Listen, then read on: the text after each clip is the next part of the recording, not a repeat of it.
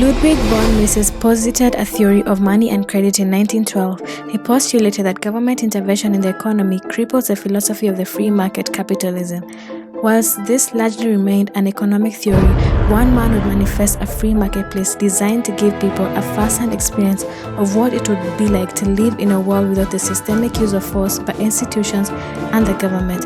This is the anecdote of a man who created an economic simulation, which is a euphemism for a sprawling black market bazaar, the Silk Road. Silk Road touts itself as a covert adaptation of Amazon, as it's an online e-commerce website. However, the intricate anatomy of the website lends itself to criminal activity. This is because Silk Road website is only accessible on the TOR network. The TOR is the onion router. It's a special network of computers on the internet distributed around the world with the sole intention of obscuring the true IP addresses of the computer on the network. The Silk Road website would use multi-layers of encryption that makes it impractical to trace it back to the true originating IP address. The Silk Road website, in its clandestine operation, only accepted Bitcoin as a form of currency payment. Users of Silk Road were mandated to acquire Bitcoins from a Bitcoin exchanger, which in return for a commission would accept fiat currency in exchange for the corresponding number of Bitcoins. Every Silk Road user had a Bitcoin wallet and a Silk Road Bitcoin address associated with the user's Silk Road account. To facilitate payment, funds were held in an escrow account until transaction was completed. To further obscure the transaction, Silk Road used a tumbler designed to frustrate tracking of an individual transaction to the blockchain. A Silk Road tumbler sent payment through a complex semi-random series of dummy transactions that obfuscate a link of the transaction. The site had gained notoriety for criminal underground activities, which included allegedly a listing of 13,000 listings for controlled substances, which included cannabis, dissociatives, opioids, psychedelics, stimulants. There were equally 159 listings on hacking tools and programs. There were 169 listings of forgeries, which included fake driver's license, passports, social security cards, amongst others. Moreover, there was a black market list for counterfeit bills, firearms and ammunition, stolen information which included credit cards, and most shockingly, hitmen. On January 27, 2011, a peculiar post was made on an online forum, www.shumari.org, an informational website catering to the users of magic mushrooms. The peculiar post was titled Anonymous Market Online and was posted by a user named Altoid. The post read, I came across a website called Silk Road. It's a TOR hidden service, claims to allow you to buy and sell anything online anonymously. I'm thinking of buying off it, but wanted to see if anyone here had heard of it and could recommend it. I found it through silkroad420.wordpress.com. If you have a TOR browser, he proceeded to give a link. Just 2 days later, on January 29, 2011, the same username Altoid posted on another online discussion forum, bitcointalk.org. Altoid, while responding to a thread on Bitcoin Talk platform regarding a Bitcoin-based heroin store, posed a question, has anyone seen Silk Road yet? I don't think they have heroin there, but they're selling other stuff. They basically use Bitcoin and TOR to broker anonymous transactions. Altoid proceeded to attach the link to Silk Road and gave instructions on how to access the site. On October 11, 2011, Altoid posted again on Bitcoin Talk forum that he was looking for an IT pro in the Bitcoin community to hire in connection with a venture-backed Bitcoin startup company. He directed the user to send their report to rossulbricht@gmail.com. Similarly, on March 16, 2012, an account user posted on Stack Overflow, which is a website used by computer programmers to post questions about programming.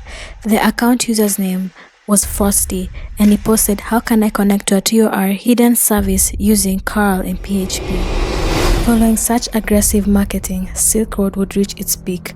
Silk Road was raking in 1.5 million transactions on the site, involving more than 115,000 buyer accounts and 3,000 sellers. The drugs sold on Silk Road included more than 82 kilograms of cocaine and 26 kilograms of heroin. Silk Road was now on the government radar. The FBI had located a number of computer servers in the US and in multiple foreign countries, which were used to host Silk Road's website server. FBI zeroed in on the administrator of Silk Road. They had already established the Silk Road forum had been created on June 18, 2011 and had a single post from a user named Silk Road. However, the account user did not go by that name for long. as in early February 2012, the user changed the name from Silk Road to Dread Pirate Roberts, which was a supposed homage to a fictional character from the movie The Princess Bride. On February 27, 2017, Dread Pirates Roberts announced a new feature on the site called Stealth Mode that obfuscated Silk Road vendors' identities who are poised to be target for law enforcement. Whilst Dread Pirate Roberts sought anonymity of his prized vendors on the site, trouble would loom following one of the users who threatened to reveal identities of the Silk Road users. The murder for hire plot. On March 13, 2013, a Silk Road vendor known as Friendly Chemist began sending threats to Dread Pirates Roberts that he would publish a list of real names and addresses of Silk Road vendors and customers. He sought to extort $500,000 from Dread Pirate Roberts. On March 14, 2013, he messaged Dread Pirate Roberts, "What would you think would happen if thousands of usernames, order amounts, addresses got leaked? Vendors would get busted and all customers would be exposed and never use Silk Road again." On March 15, 2013, he proved his weight in gold by providing DPR with a list of the username, addresses, and other information that he intended to leak. So why would a vendor of Silk Road suddenly turn on the very platform he benefited from? You see, Friendly Chemist was a drug lord and owed $500,000 to his narcotics supplier by the username Red and White. Dread Pirate Roberts sought to work out the situation by negotiations with Red and White, the narcotics suppliers of Friendly Chemist. However, DPR, being shrewd, also engaged Red and White with a proposition that they should distribute their narcotics on Silk Road. They say your enemy's enemy is your friend. This is because on March 27, 2013, DPR's negotiation tactics took a tangent for the worse, a murder for hire plot. As DPR contacted Red and White, he wanted Friendly Chemist executed as he was becoming a liability. This is because Friendly Chemist had given DPR 72 hours to release $500,000 or he would reveal the identities of Silk Road users, which would ultimately unravel the whole ecosystem of Silk Road. As part of the execution, DPR gave Red and White the real address and real name of Friendly Chemist. It's believed that Friendly Chemist lived in British Columbia, Canada. In discussing the bounty on Friendly Chemist's head, Red and White sought $150,000 for a clean job and was paid approximately 24 hours later. Red and White messaged DPR, "Your problem has been taken care of. Rest easy because he won't be blackmailing anyone ever again." Red and White posted a picture of the victim, Friendly Chemist. Investigations ensued from two separate divisions of the DOJ, the U.S. Attorney Office for District of Maryland and for the Southern District of New York. Now there was a great consensus. There was no qualms that the Dread Pirate Roberts had created Silk Road. However, the DOJ grappled with just who was behind the moniker. They narrowed down on three names: Anand Atafale, Mark Capellas, and Ross Ulbricht. However, on September 23rd, Ross Ulbricht became the prime suspect following the government's pen trap orders. The US government used pen trap orders that authorized law enforcement agents to collect IP addresses for internet traffic to and fro Ulbricht's home wireless router. With this, the US government was able to draw nexus from Altoid, the account user, on www.shumari.org, to Frosty account on Stack Overflow, to Dread Pirate Roberts, as Dread Pirate Roberts would use a Gmail account, rossulbricht@gmail.com. Officers issued a warrant to Google and were furnished with records from Ross's Gmail account. From the Gmail account, they had access to his IP login addresses. The IP logins revealed the Gmail was accessed through a Comcast IP address. The logins also geolocated Ross Ulbricht to San Francisco, California. In July 2013, Ross moved to a different San Francisco address and his cover was blown after a package containing multiple counterfeit identification documents with different names but contained a photograph of Ross Ulbricht was shipped at his new address. This prompted Homeland Security investigation to pay him a visit at his residence, where he lived with two roommates and he went by the name Josh. Loose lips sink ships. Upon questioning on the counterfeit IDs, Ross unequivocally stated that hypothetically anyone could go on Silk Road and purchase fake IDs or drugs. The officers were now closing in. Two special agents were assigned to this case, Sean Bridges and Carl Force. They infiltrated Silk Road through the account of a Silk Road admin, Curtis Green, who went by the moniker Flash on Silk Road. The Lucifer effect. How good cops turn evil. This is because Bridges, who was using the account Flash, changed Silk Road users' passwords and emptied their Bitcoin wallets using infamous Mt. Gox exchange that was owned by Mark Capellas. Carl Foss, on the other hand, set up an account and went by the name Nob, where he fraudulently sold fake IDs for $40,000, but this was within the scope of his official duty. What was not within his scope was that he kept the Bitcoin he received for personal use. Nob would later on extort money from Dread Pirate robbers, claiming that he had information that the government was investigating Silk Road. Dread Pirate robbers offered him $50,000, which the officer did not disclose. He would thereafter form two other accounts, that is French-made, in which he was paid $100,000, and Death from Above, in which he would use to extort more money from DPR under the guise that he was selling information that the government had on Silk Road. However, one special agent, Jared Darayagian, would be the man who would hunt down the criminal mastermind behind the billion-dollar drug empire. He posed as Cyrus, who was a Silk Road vendor selling narcotics on Silk Road. The special agent would be in communication with Dread Pirate robbers through Cyrus, and thus began the Operation Marco Polo, the sting operation that clamped down on the first drug trafficking bazaar on the Darknet. On October 1st, 2013, federal agents were surveilling Ross Ulbricht as he entered a public library in San Francisco. A few minutes after Ross had entered the library, the federal agents noted that Dread Pirates robbers had logged into Silk Road. Special Agent Jared, using the moniker Cyrus, initiated a chat with DPR and asked him to address flagged messages from the users on Silk Road. Once Dread Pirate robbers logged onto the flagged messages, federal agents within the library effected arrest on Ross Ulbricht and seized his laptop.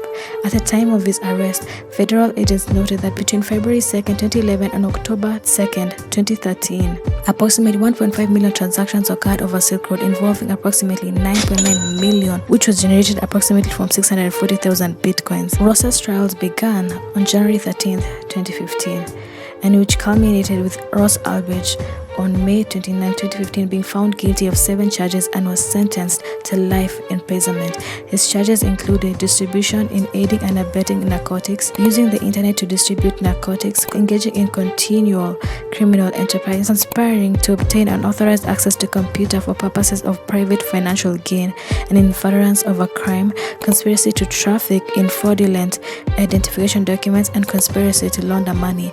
As for the 2 corrupt police officers, they pled guilty to money laundering and obstruction of justice and was sentenced. Carl Foss was sentenced to 78 months in prison, while Sean Bridges was sentenced to 71 months in prison. The convictions wouldn't end there, as shocking revelations would be made at trial, as authorities would discover there was a man behind Ross Ulbricht. A man who went by the name Variety Jones joined Silk Road as a marijuana vendor and went on to become Ross Ulbricht's advisor on Silk Road. His advice included issues that pertain to security vulnerabilities, technical infrastructure, and even developed a cover story for Ross Ulbricht upon his arrest. He advised Ross Ulbricht to claim that he had sold Silk Road. These revelations were made by Ross Ulbricht in his journal. The veil would be lifted on the moniker Variety Jones, as his real identity would be revealed. It would be revealed that Variety Jones was a 60-year-old man going by the name Roger Thomas Clark, who was a man who mentored and inculcated his beliefs onto Ross Ulbricht.